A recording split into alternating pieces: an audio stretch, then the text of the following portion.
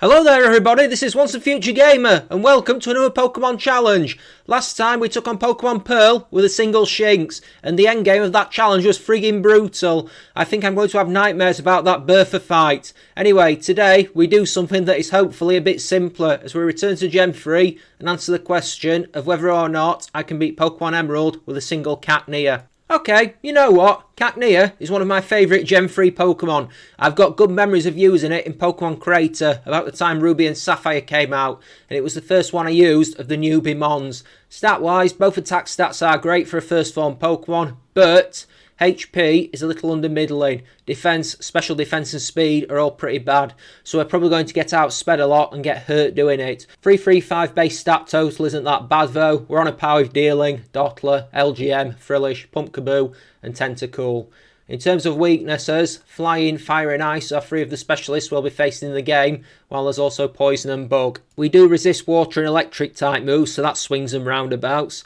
In terms of moves, there is some good ones. Leech Seed, Feint Attack, Ingrain, Needle Arm, Pin Missile for coverage, Sandstorm for taking advantage of the Sand Veil ability. If this were Fire Red and Leaf Green, we'd get Destiny Bond, which is about as useless as it gets in a single Pokemon run. In terms of TMs, there's some better grass moves. Bullet Seed might not be bad at the start. Giga Drain could be useful keeping me alive later on in the game. Return always handy. Double Team. Hopefully I don't have to resort to that after last week's challenge. There's not a lot of coverage here which I'd be concerned about. I think this can be done. Definitely think we can beat the Elite Four and Wallace. Steven might be a bit of a bridge too far though with the moveset we get.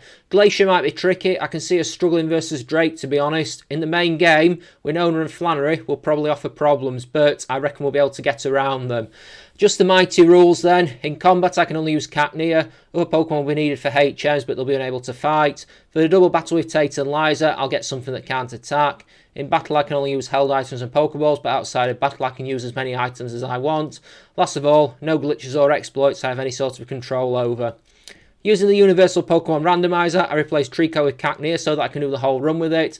The start of the game proceeds as normal until Professor Birch finally gives us our Cacnea. I named the Cacnea Fawn. I was going to go for Cacfar, but that would probably be a nightmare to keep saying over and over. The nature is naive, so increased speed and lowered special defense. That's handy in one respect. It's not bad being faster, but we are already going to be weak against fire and ice attacks. This will probably just about finish us off against any half-decent opponent. Anyway, we are working with what we've got. First port of call then is to think about the EVs. I want speed to try and maximise our nature. So, Zigzagoons, Talos, Wingulls, all of these are options. And we do that until we reach the first May fight. There's a reason I'm going for speed. We win the first May fight via the ingenious tactic of Poison stinging her Torchic over and over until it leaves a toxic chicken corpse behind. I believe they actually do give special attack EVs, and that brings me on to the next thing. Of the attacking stats we'll use, the special is far more useful for damaging moves, with Grass and Dark being liable to be the most prominent well used. It's hard training special attack EVs early game. The two main options are Ralts, a 4% chance outside Petalburg City, or Abra, which there's a 10% chance of east of Rustborough or in Granite Cave later. Speed will be important when it comes to the Abras because they're nippy little critters. That's why I was doing speed EVs first. Unfortunately, I often can't one-hit them before they teleport away, so I still keep grinding speed EVs on Tailo and Skitty until it reaches a point where I can one-hit them. I learned Pin Missile eventually, but it misses far too many times. Going through this, what I'm doing to farm special attack EVs, this goes on for a long time. I will say, Pin Missile is a pain with the accuracy though. Nothing like an Abra appearing every 20 encounters or so, and then this 85% accuracy move missing, and then it deciding running is the best option.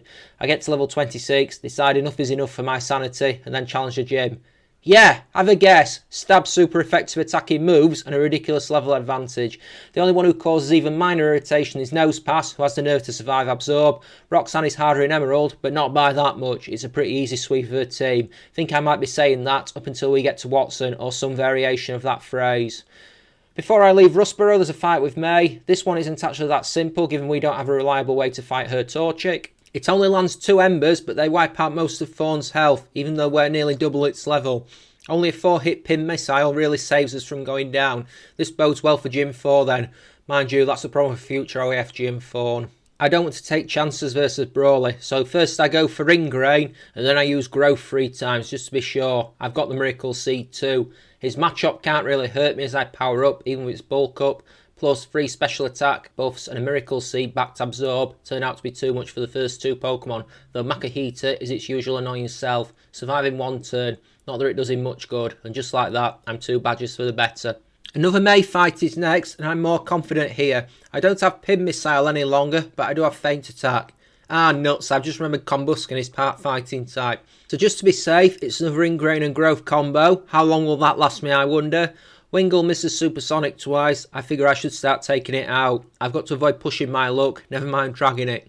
Anyway, she makes the brave choice not to have her Combusken attack, and we take an easy victory. When it comes to the first Wally fight of the game, let's not dwell on it too much because it's barely worth mentioning. The next gym fight, though, is usually fun on a bun. It's Watson and his team of paralysing, confusing, part Steel-type Pokemon. Being fair, this isn't that bad of a fight. Of course, versus Voltorb, I start with Ingrain and a few growths to power up. Not necessarily for Voltorb, but for Magneton. Voltorb and Electrike are easy takedowns. Versus Magneton, I go for a third growth by accident and it paralyses, but it's not a fatal mistake as Needle Arm takes it out, and then I do the same to Manectric. 3 badges down. Hey, another day, another shiny. I caught myself a shiny Spinder to the east of Falaba Town while doing a bit of EV training. Spinder and Slugma are common in this area and they give special attack EVs. Just topping off anything that's left. Probably not by this point, admittedly. Next major fight is Maxi. Reckon that's short for Maximilian. Anyway, it's an easy sweep through for fun, taking out the Mighty and the Camerupt with Needle Arm and the Zubat with a swift feint attack. Wonder how awful the next gym might be. The fire gym could be tricky. If I can set up right at the start, then given the level advantage, I might be okay. It goes well versus Flannery, right up until Cole. Unfortunately, I get blasted by an overheat from Nummel early in the fight and my Ingrain was playing catch up. I didn't want to take chances powering up. As a result, I can't quite one-hit Torkoal with feint attack and Hoenn goes down to a second overheat. We can do it though, I'm sure of it. I just need to make one minor strategy adjustment. On the rematch, I don't bother with Ingrain. I just go for 2 more growths and then one-shot my way through the fight. I land a crit on Torkoal, meaning the growths might not even have been necessary, but I guess that's by the by. Anyway, that's 4 badges down. Let's go get even with Dad. The 5th gym, I start with the usual setup of Ingrain and Growth. His Pokemon can hit hard, so I don't want to take chances. The issue with trying to set up on Spinder is that it keeps spamming Tita Dance, and we do big damage to ourselves in confusion. We nearly faint versus Linoon when it lands a headbutt and leaves us on 1 HP, but we're not quite tough enough to survive a feint attack at low health from Slacking, giving us a loss. I know firsthand how awkward Slacking can be. Last time I took on Emerald, it was with a single Slacking, not using any items at all in battle or TM moves. Let's see if we can avenge this defeat on the second attempt. On that second attempt, Spinder doesn't spam Tita Dance over and over, starting to go for Facade instead, and I get 2 growths off before one hitting my way through his entire team with Needle Arm. 5 badges down. Next, there's another fight with May. Pelipper is a bit annoying when I come to attack thanks to its spamming Protect, but having powered up with Growth purely for the face-off with Combusken, it's a pretty straightforward fight, just the way I like them, though the next fight probably won't be. The 6th gym is the flying one, so this is probably going to get interesting. Even with our level advantage, we had problems in the last 2 gyms, so see what we can do here. Skarmory is going to be horrible, I can tell. It resists both of our attacking moves. Mind you, Winona contributes largely to her own downfall as I Ingrain and then go for 5 growths. You might be wondering why 5.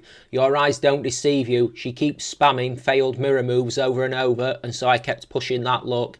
I could have gone for a 6 versus Pelipper. I knew the Protect was coming, but I figured either way I was going to look like an idiot. Either I hit the Protect as it uses it, or I use a growth and it attacks me. Anyway, it's a stream of 1 hits with feint attack for most of them and then a Needle Arm for Pelipper thanks to our buffs, and we get the 6th badge and move on. That one was far less painful than I figured it'd be. Next is another Maxi fight in the Magma Hideout. I actually lose to him after he proceeds to cheaply heal his Crobat over and over. Without spamming Growth, feint attack doesn't do nearly as much damage as I'd like. Of course, it's the only real attacking option, given it quad resists Needle Arm. Confusion damage doesn't help at all, so I figure I probably need to boost my special attack on Mightyena for the next try. On that try, I do get 2 growths off, but the attempt comes crashing to a halt when I get hit with both Scary Face and Swagger, meaning Crobat can easily take Fawn out. Third attempt goes the same as the second, with one key difference in that Mighty Hoenn misses Swagger. I still get confused raid by Crobat, but we break through and KO it before taking out Camerupt. There's another May fight now, the final one of the game, and if I didn't want to go into the store and get max repels, then I wouldn't bother with this. It's a case of set up on Tropius and then sweep. This is probably going to be my final move set unless I can get something that improves on growth. I've been caught out by Pelipper and Protect before, and I'm happy to say I don't get caught out by it here as I take it out.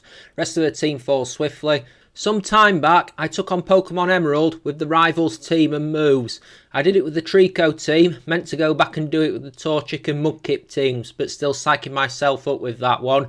Especially this team she has here, it is pretty bad. It's worth noting, I do get my hands on the Giga Drain TM, that's an option for the future. Not sure if I'll go for it or not, but I'll definitely think about it.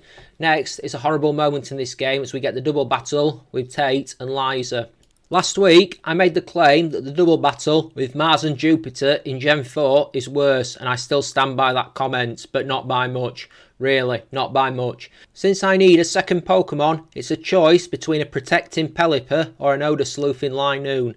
I go for the latter, since it's probably not going to have any sort of impact on the battle. Anyway, this might be the easiest Tate and Liza fight ever. It's pretty much a one-shot sweep. Claydol's Earthquake is resisted by Thorn, and Xatu, Lunatone and Solrock all go down to super effective moves, either Feint Attack or Needle Arm in one hit before the attention gets turned towards the Claydol and it gets duly dispatched. That was pretty pleasant. I was hoping Thorn could learn Calm Mind, but alas, no joy. There's a double battle with Maxie and Tabitha, but it's not particularly challenging, especially as we're teamed up with Steven. 2 Mightyena, 2 Camerupt, a Golbat and a Crobat all go down pretty smoothly. It's hairy for a moment when both of us are Swagger confused, but neither of us hit ourselves in confusion, and we soon take them out. Expand the landmass indeed. Who do these people think they are? Before we can go on to the final gym, we have an Archie fight. First effort goes bad thanks to Mightyena using Swagger, and we take ourselves out versus Crobat with confusion damage. Second attempt, I forego the setup and make the choice to try and brute force Crobat with some success, despite Archie healing like a coward. Mightyena and Sharpedo are not hefty obstacles, shall we say anyway. Anyway, the last gym leader, Hoenn. I'm feeling confident about this, really. Water-type trainer, I shouldn't have a problem.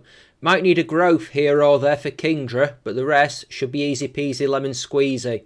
And I'm right. Barring Kingdra, it's a one-shot sweep. And even as the Kingdra tries to save itself with double team and rest, a single growth is enough to power Needle Arm up to the point that it can demolish it with a single hit. 8 badges down, let's move on. In Victory Road, there's a face-off with Wally.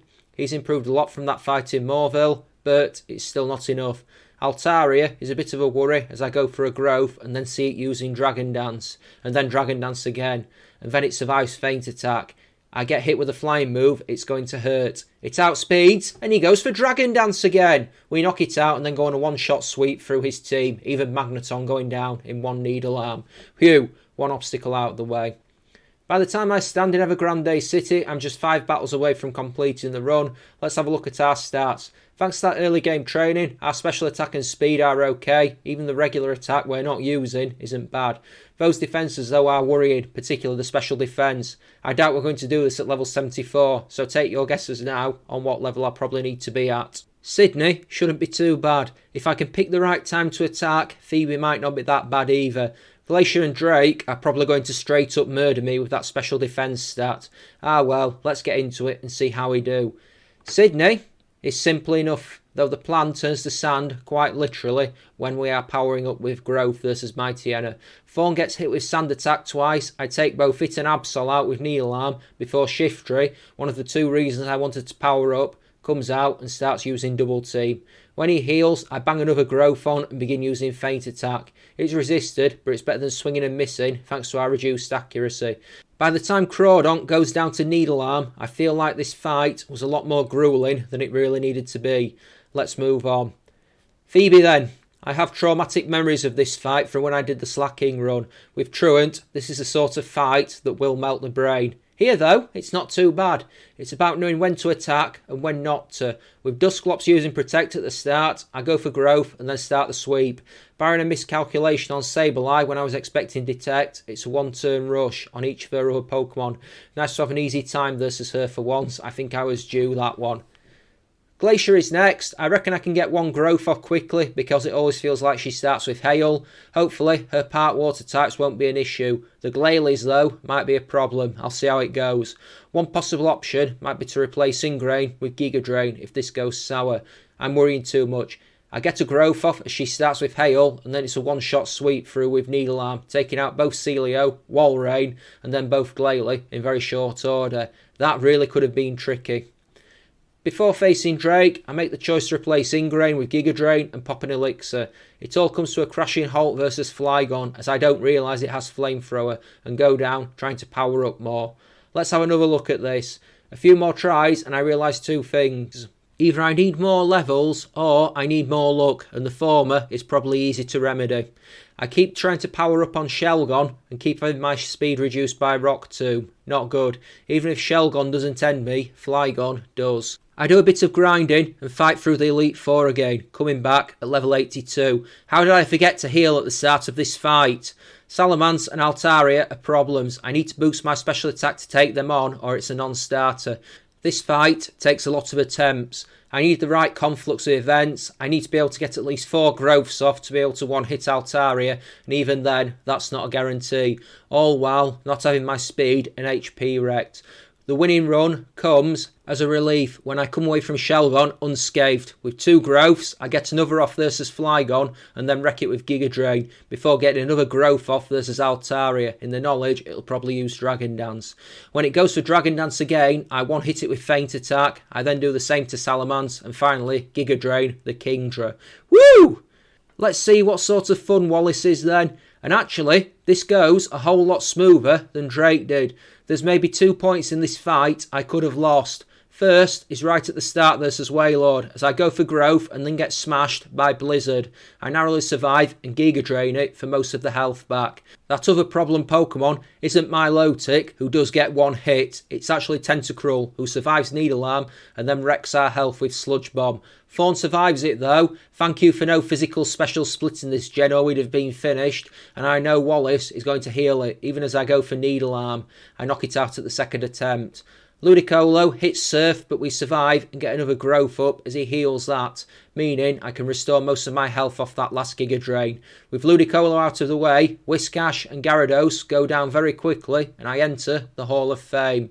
Whew, that was fun. I wasn't expecting the Elite Four, Drake aside, to be as smooth as it were. So yeah, another challenge down. I enjoyed this one. Next Saturday's challenge might be a few days early for the intended date, but given it'll be a few days before Valentine's Day, I'm going to stay in Gen 3 and tackle Pokemon Fire Red with a single Love Disc. I wouldn't be surprised if this challenge has probably been done before, but it could be fun. Anyway, thank you so very much for taking the time to view this challenge. I hope you had as much fun watching it as I did making it. This channel is nothing without viewers, so it's always appreciated. If you've had any ideas for future challenges, don't hesitate to holler. Always interested in hearing what sort of thoughts people have. I hope you liked a bit of the difference I attempted in this video. I went less blow for blow in the fight, so hopefully you liked that. If you did enjoy this video, don't forget to like and subscribe. Drop a comment as well if you like. I guess we're almost out of time now, so until next week, I bid you farewell. This is Once and Future Gamer signing off for the day. Take care now, and I will see you next time.